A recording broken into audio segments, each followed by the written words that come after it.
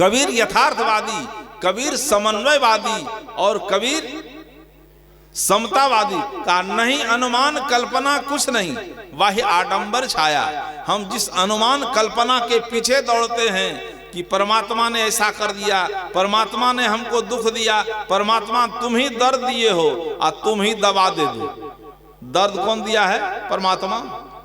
ये सब लोग दुखी हैं। सुबह स्तर में कह रहे कि शारीरिक दृष्टि से हम दुखी हैं, उसका कारण क्या है? उसका कारण है कि हमारी बौद्धिक शक्ति धूमिल हो गई है। बौद्धिक शक्ति धूमिल हुई, चिंतन धूमिल हुआ, हमारा विवेक मर गया, उसके चलते हमारा आहार विकृत हो गया। आहार की विकृति से शरीर में विकृति आई है। आज देख रहे हैं, आज हर एक आदमी रोगी है। क्यों? जिसको हम बौद्धिक युग कहते हैं, इस बौद्धिक युग में सब रोगी है। क्यों? कि भारतीय जो आहार था वो हमारा खत्म हो गया। भारतीय आहार क्या था? भारत में आहार थी कौन सी? सुबह उठते दूध पीता था भारत का आदमी। दरवाजे पर गाय थी और सुबह उठते दूध पीता था। जब दूध पीता था, बौद्धिक शक्ति विकसित नहीं हुई थी, तब इस देश के आदमी का औसतन आयु 100 वर्ष से ऊपर था। 114 वर्ष में हमारे संत का शरीर छूटा है, संत श्री कनिक साहब जी 114 वर्ष में, अभी भी 20वीं शताब्दी में दूध पीता था। जब दूध पीता था तो 100 वर्ष जीता था। और अब क्या पीता है? चाय और कॉफी आ गया है। अब सबको घेरा जाएगी, एक को नहीं बचेगी, न आप लोग बचेंगे।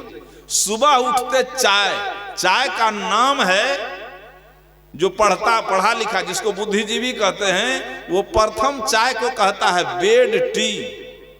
बेड टी मतलब बेड पर ही चाय मिल जाए।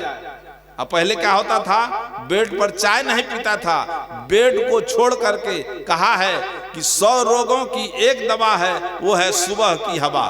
बेड छोड़ करके घूमने जाता था, लोग घूमता था। मैदान कहते हैं, मैदान लेट्रिन जाना, मैदान जाता था लोग। कहता था हम कहाँ जा रहे हैं? तो मैदान। हाथ में लोटा कमंडल लिया। मैदान का मतलब 1 किलोमीटर की दूरी पर। सुबह चलता था तो शरीर में हवा भी लगती थी, शरीर स्वस्थ रहता था। आज मैदान खत्म हो गया, लेट्रिन रूम अच्छी बात है, लेकिन हम बेड टी पीते हैं। बेड दूध खत्म हो गया। दूध खत्म हो गया तो आयु कितनी हो गई?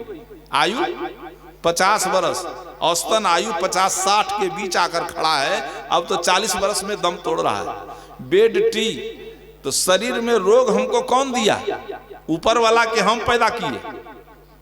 आज जो नहीं पीना, सुन रहे थे हमारे अभी विश्व कबीर विचार मंच के अध्यक्ष कह रहे थे कि ये देश ऋषियों का है, मुनियों का देश है, ऋषि संतान है।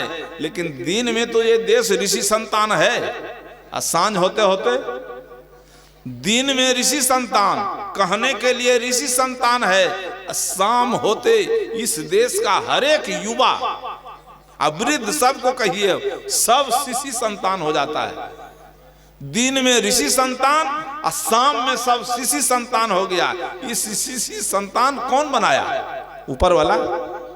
इस शिशि संतान कौन बनाया? 33 करोड़ देवी देवता। इस शिशि संतान कौन बनाया? 24 अवतार। ये शिशि संतान हम बने हैं, और पाश्चात्य सभ्यता संस्कृति का अनुसरण करके।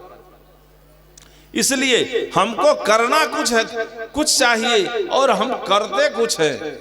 सबसे बड़ा दुर्भाग्य है, होता क्यों है कि हमारे अंदर विवेक शक्ति खत्म हो गई। कबीर साहब ने कहा कि करहु विचार तो सब दुख जाई, अब परिहरी झूठा केर सगाई। कहा विचार पर विचार करो, विवेक करो, हर एक बिंदु पर बोलते हो तो बोलने से पहले विचार करो। कबीर साहब क्या कहा? बोली एक अमोल है, विचार करो कि बोली एक अमोल है, जो कोई बोले जान, ये तराजू तौल के तब बाहर आम। बोली जो है महत्वपूर्ण है। आज बोल बोल करके आज समझ सकते हैं कि बोल बोल करके समूचे देश में क्रांति ला दिया। कबीर साहब बोलवे तो किए हैं, बुद्ध तो बोलवे किए हैं, महात्मा बुद्ध बोले, कबीर बोले। आज कबीर की वाणी विश्व, समूचे विश्व में गूंज रही है। हमारे देश में क्रांति हुई, क्या कैसे? बोलिए कर हुआ।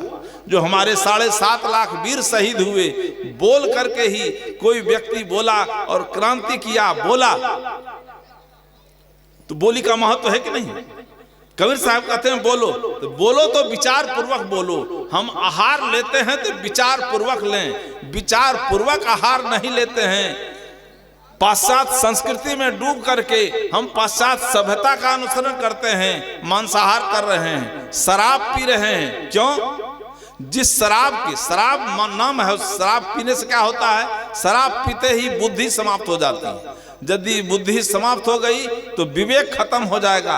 अब विवेक खत्म हो गया तो विवेकहीन आदमी कुछ से कुछ भी कर सकता है, कोई भी कुकर्म कर सकता है।